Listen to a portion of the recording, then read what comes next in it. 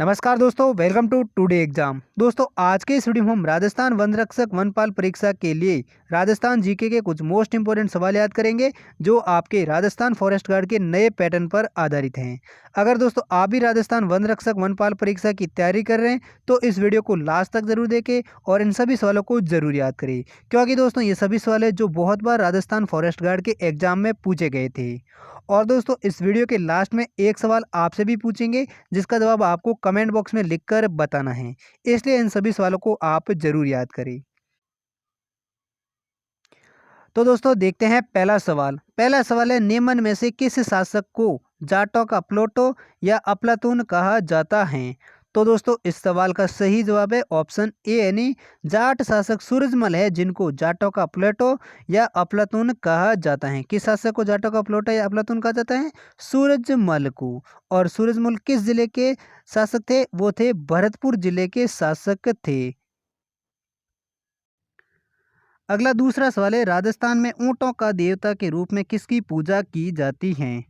तो दोस्तों इस सवाल का सही जवाब है ऑप्शन डी यानी राजस्थान में ऊंटों के देवता के रूप में पाबूजी की पूजा की जाती हैं। किस लोक देवता के ऊंटों के देवता के रूप में पूजा की जाती हैं? लोक देवता पाबूजी की हैं, वो ऊंटों के देवता के रूप में पूजा की जाती हैं। इसी प्रकार अगला सवाल है, तेरह ताली नृत्य किस लोक देवता की भक्ति में किया जाता है? तो दोस्तों इस सवाल का सही जवाब है ऑप्शन डी यानी तेरह ताली नृत्य हैं वो रामदेव जी के भक्ति में किया जाता है। किस लोक देवता के भक्ति में तेरह ताली नृत्य किया जाता है? वो लोक देवता रामदेव जी के भक्ति में तेरह ताली नृत्य किया जाता है। अगला सवाल है, डूंगरपुर बांसवाड़ा का प्राचीन नाम क्या था? तो दोस्तों इस सवाल का सही जवाब है ऑप्शन सी यानी डूंगरपुर और बांसवाड़ा का प्राचीन नाम है वो बांगड़ था। क्या था प्राचीन नाम बांसवाड़ा और डूंगरपुर का? बांगड़। अगला सवाल है, इंदिरा गांधी नहर के योजनाकार कौन थे? तो दोस्तों इस सवाल का सही जवाब है ऑप्शन ए यानी कंवर सेन है जो इंदिरा गांधी नहर के योजनाकार थे। कौन थे इंदिरा गांधी नहर के योजनाकार? कंवर सेन। अगला सवाल है, गांधी सागर बांध किस नदी पर स्थित है? तो दोस्तों इस सवाल का सही जवाब है ऑप्शन डी यानी चंबल नदी पर गांधी सागर बांध बना हुआ है। किस नदी पर गांधीनगर बांध बना हुआ है? चंबल नदी पर। अगला सवाल है, राजस्थान के प्रथम राज्यपाल कौन थे? तो दोस्तों इस सवाल का सही जवाब है ऑप्शन ए यानी राजस्थान के प्रथम राज्यपाल है वो सरदार गुरुमुख सिंह निहाल थे। कौन थे? सरदार गुरुमुख निहाल सिंह जो राजस्थान के प्रथम राज्यपाल थे। अगला सवाल है, राजस्थान नहर फीडर की कुल लंबाई कितनी है? तो दोस्तों इस सवाल का सही जवाब है ऑप्शन ए यानी 204 किलोमीटर है वो राजस्थान नहर फीडर की लंबाई है। कितनी है? 204 किलोमीटर।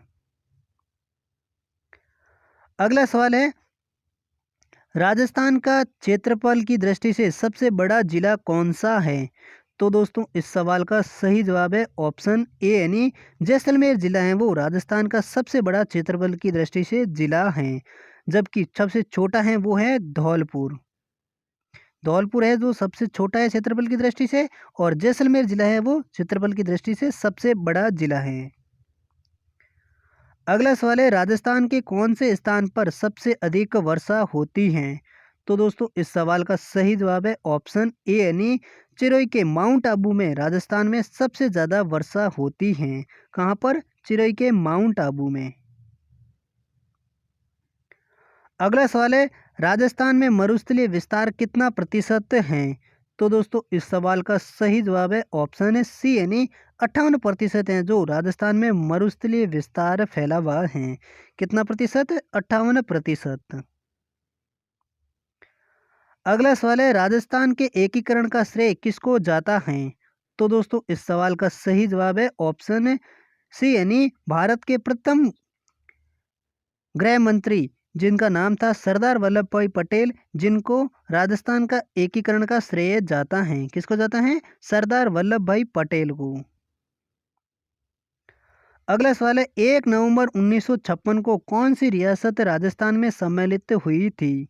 तो दोस्तों इस सवाल का सही जवाब है ऑप्शन डी यानी अजमेर मेरवाड़ा रियासत थी जो 1 नवंबर 1956 को राजस्थान में सम्मिलित हुई थी। कौन सी रियासत? अजमेर मेरवाड़ा। अगला सवाल है, राजस्थान में क्षेत्रफल के आधार पर सिंचाई के साधनों में दूसरा स्थान किसका है? तो दोस्तों इस सवाल का सही जवाब है ऑप्शन ए, यानी राजस्थान में क्षेत्रफल के आधार पर सिंचाई के साधनों में दूसरा स्थान है वो नहरों का है, जबकि पहला है कुआं और नलकूपों का।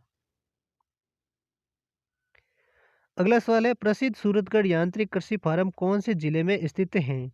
तो दोस्तों इस सवाल का सही जवाब है ऑप्शन बी, यानी राजस्थान का प्रसिद्ध सूरत यांत्रिक कृषि फार्म है वो राजस्थान के श्री गंगानगर जिले में स्थित है। कौन से जिले में स्थित है? श्री गंगानगर जिले में। अगला सवाल है, दिल्ली मुंबई इंडस्ट्रियल कॉरिडोर परियोजना का 40% हिस्सा राजस्थान में है, जिसकी लंबाई कितनी है? तो दोस्तों इस सवाल का सही जवाब है ऑप्शन सी, यानी दिल्ली मुंबई इंडस्ट्रियल कॉरिडोर परियोजना का 40% जो राजस्थान में है उसकी कुल लंबाई है वो 576 किलोमीटर है। कितनी है? 576 किलोमीटर। अगला सवाल है, निम्नलिखित में से कौन सा जिला शुष्क पश्चिमी कृषि जलवायु क्षेत्र में शामिल है? तो इस सवाल का सही जवाब है ऑप्शन डी, यानी राजस्थान का बीकानेर जिला है जो शुष्क पश्चिमी कृषि जलवायु क्षेत्र में शामिल है। कौन सा जिला? बीकानेर जिला। अगला सवाल है, राजस्थान की सबसे कम सीमा किस राज्य की सीमा से लगती है? तो दोस्तों इस सवाल का सही जवाब है ऑप्शन ए, यानी राजस्थान की सबसे कम सीमा है वो पंजाब राज्य की सीमा से लगती है। कितने किलोमीटर लगती है? 78 किलोमीटर लगती है। अगला सवाल है, राजस्थान की कुल स्थलीय सीमा कितनी है? तो दोस्तों इस सवाल का सही जवाब है ऑप्शन बी, यानी राजस्थान की कुल स्थलीय सीमा है वो 5,920 किलोमीटर है। कितनी है? 5,920 किलोमीटर।